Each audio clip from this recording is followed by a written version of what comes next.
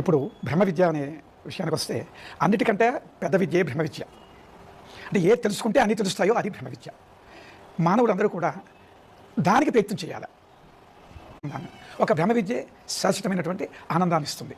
అంతే శాశ్వతమైనటువంటి బ్రహ్మను గురించి అందరం కూడా ప్రయత్నం చేసి తెలుసుకోవడానికి ముందంటే వెళ్ళాలి. నమస్తే సార్. ఏది తెలిస్తే సకలము తెలుసుకోగలము దాన్ని తెలుసుకోవడమే బ్రహ్మ విద్య. సార్, చిన్న క్లారిటీ. సకలము అంటే నా పుట్టుక నుంచి, నా జననము నుంచి, నా మరణం వరకు. అంటే నా జననమును కూడా నేను చూడాలి, నా మరణమును కూడా నేను చూడాలి. అంతే కదా సార్. నా జన్మను నేను చూసినాను అంటే జన్మమే కాదు, నా మరణమును నేను చూడగలిగినాను అంటే అది మరణమే కాదు. ఈ రెండింటినీ హోల్డ్ చేసేటువంటి స్థితి అది. సో ఏది తెలిస్తే అంటే అర్థమేమని సార్? అంటే నాకు తెలియాల్సినటువంటి వాడు జనన మరణాలను దాటినటువంటి వాడు అయి ఉండాలి అని సింపుల్గా చెప్తున్నారు మీరు. ఎస్, అవును సార్. జనన మరణాలను తెలిసినటువంటి వాడై ఉండాలి. అంటే జననమును మరణమును హోల్డ్ చేసినటువంటి వాడై ఉండాలి. పంచభూతాలకు నిర్ణయించినటువంటి మృత్యువు అవ్వాలా. అది మరణమును హోల్డ్ చేయడం అంటే. ఈ మ్యాటర్కి నిర్ణయించినటువంటి మృత్యువుకు లేదా మృత్యువును ఆయన మృంగివేసేవాడై ఉండాలి. అదే మాదిరిగా తిరిగి మృతులలో నుంచి లేచినటువంటి ఆది సంబూతుడై ఉండాలి. అంటే తన జనమును కూడా హోల్డ్ చేయగలిగి ఉండాలి.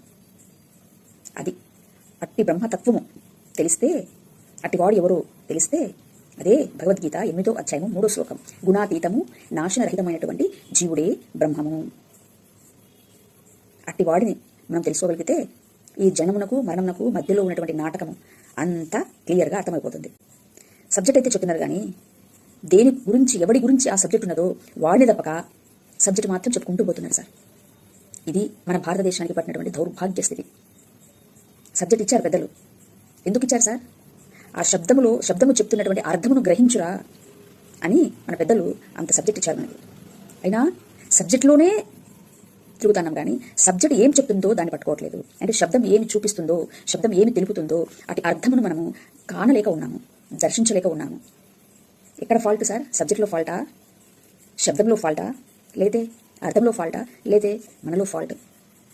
ఆ గ్రహించగలిగే శక్తిని ఇవ్వమని ప్రార్థన చేయాలి సార్. అంతకు మించి చేసేది ఏమీ లేదు. కాబట్టి ఏది తెలిస్తే సకలము తెలుస్తుందో దాన్ని చెప్పడానికి, దాన్ని కనుగొనడానికి అందరూ ప్రయత్నం చేస్తే అట్టి ఆశ కలిగినటువంటి వారిని దేవుడు తప్పక ఆశీర్వదిస్తాడు. Thank you. నమస్తే.